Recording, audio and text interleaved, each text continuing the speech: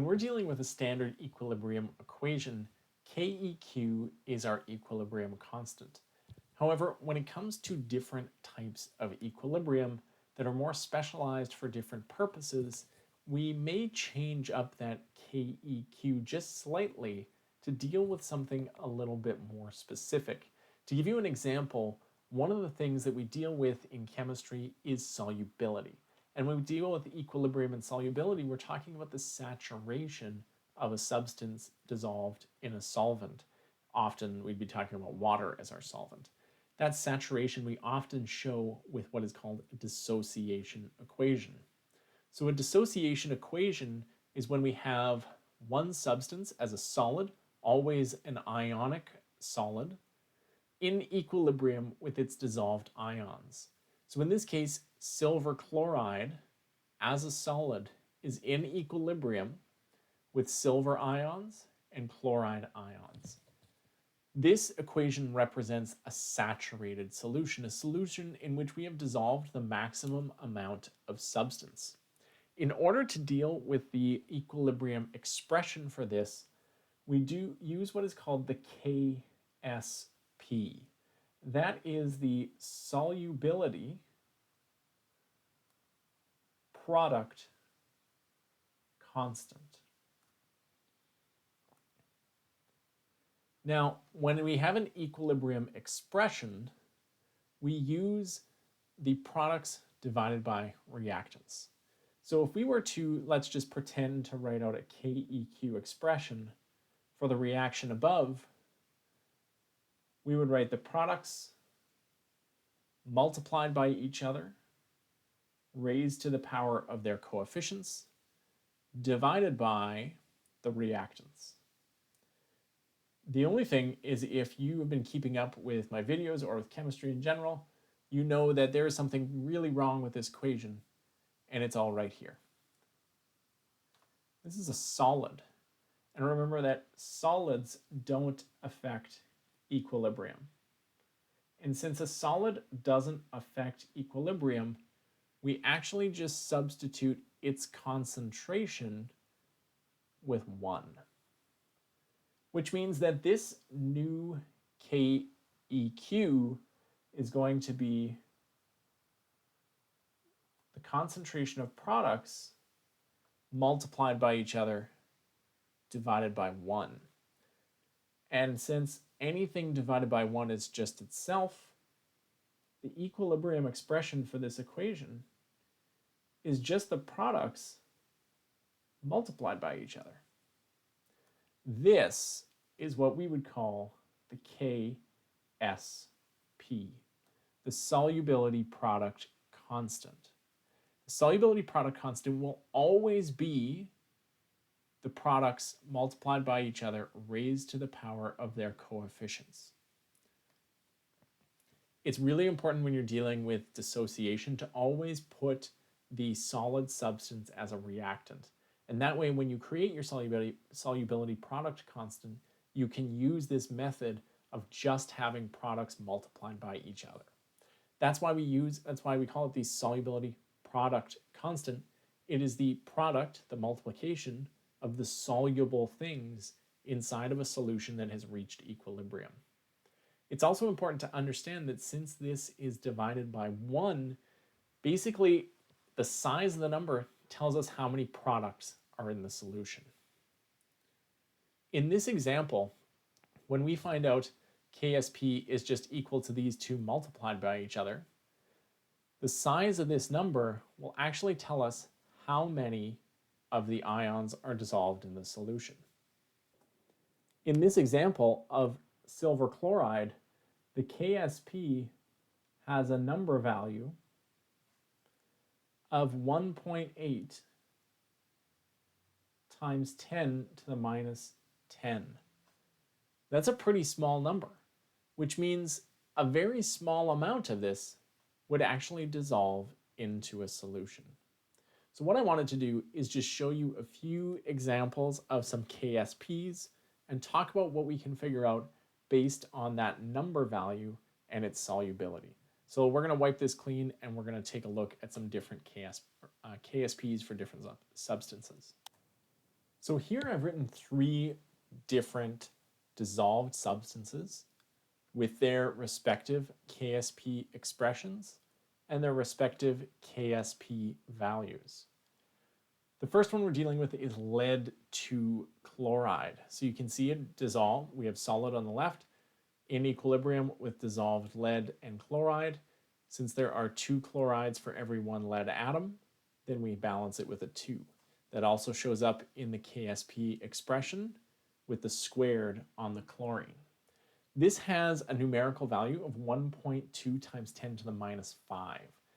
So this is actually, compared to the example I just showed you, much, much more soluble because it has a higher KSP. Silver chromate, on the other hand, when we write out its dissociation equation, gives us this KSP expression where we square the silver because of the coefficient of 2, and it has a KSP value of 1.1 times 10 to the minus 12. Now, I know you may just look at these and think, well, this is about 7 times smaller than this. This is actually more in the realm of about 10 million times smaller than this, which means you can dissolve roughly 10 million times less than this. Remember, this is an exponent to the power of 10, or multiplied by 10, and an exponent for it. So we're really dealing with factors of 10. So a difference of minus to the power of minus 5 and to the power of minus 12 is extremely significant. The smaller this number gets, the less you can dissolve. And that brings us to our last example of mercury. There are only coefficients of 1, so we only have exponents of 1. But if you notice its KSP value, it's 3.0 times 10 to the minus 54. That is incredibly hard to dissolve. Basically, it means there are very, very few ions in the solution when you put this into water. The smaller the KSP, the less you can actually dissolve into a solution. And that's what the KSP is really handy for, is giving us a quick view into how much of a solution we can dissolve, or how much of that ion will actually be present in a solution. Keep in mind, the KSP actually changes with temperature. Typically, you'd be shown KSPs at 25 degrees Celsius, but as soon as you change that, you change the KSP value, meaning you also change the solubility. This should be no surprise if you know about solubility, because you know that changing the temperature of the solution changes how much you can dissolve. That's why you can dissolve more sugar in hot water than sugar in cold water. And so KSP does change with temperature. That being said, let's take a look at an example where we could actually calculate the KSP, given some information, and then figure out what it means. So we're going to be working through this example. It says the concentration of lead ions in a saturated solution of PbI2 at 25 degrees is 1.3 times 10 to the minus 3 molarity. What is the solubility product constant? Please note that it shows you the temperature. You do not actually need this to do the calculation, but this is to help you know that it stays at a single temperature, and the temperature does not fluctuate throughout the course of the chemical reaction. So let's take a look at how we would solve this. So the first thing that you're going to want to do when you're setting up an equation like this is to start by writing out a balanced equation. It's important to recognize that when you're dealing with the solubility product constant, in other words, the KSP, you're dealing with a dissociation equation. So that means we're dealing with PbI2, and in our dissociation equation, it has to be solid on the left. It's going to be in equilibrium with the ions that make up this substance. So it's going to dissolve into Pb2 plus and I minus. From here, we need to figure out the information that it gives us. It tells us the concentration of Pb2 plus is 1.3 times 10 to the minus 3 molarity. In order for us to solve the KSP, which is what the question is asking, we need to know the concentration of iodide. Now, I can tell you right now, it's going to be 2.6 times 10 to the minus 3, and you may have already figured out how to get there, but really we're just going to use stoichiometry. We know that there's 1.3 times 10 to the minus 3 molarity Pb2 plus. And to figure out how much I minus we're going to have, there are 2 moles of I minus for every 1 mole of Pb2 plus. So when we do that calculation, it will get rid of the Pb2 plus and let us figure out the concentration of I minus, and it's going to be 2.6 times 10 to the minus 3. We know this because we're dealing with a saturated solution. If this is where the lead is and it's saturated, the iodide has to be twice as much due to the coefficient of 2. And now that we know both concentrations, what we can do is solve what the question is asking. What is the solubility product constant? That's the KSP. Our KSP is going to be the concentration of lead ions multiplied by the concentration of iodide ions, and the iodide ions is going to be raised to the power of 2. Now we don't know the KSP, but we do know the concentration of both of those substances.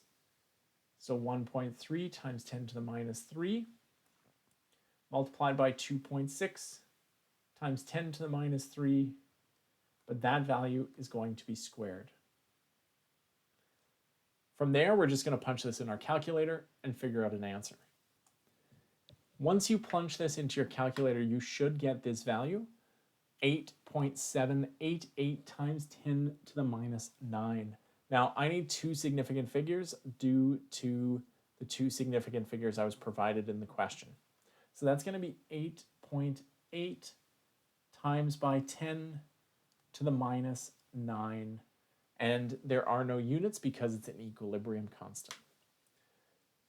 When it comes to KSP, this is a quite low KSP. Now, there are by far ones that are much smaller, but it tells us that this is not a very soluble substance. This is going to precipitate quite quickly, reach saturation at a very low amount, and that helps us understand that the solubility of this substance a little bit better. So hopefully this shows you how to use the KSP, how to set one up, and how to derive it from a dissociation equation, as well as how to solve it, where we know just a little bit about the concentration of some ions in the solution. Thanks for watching, and I'll see you in my next video.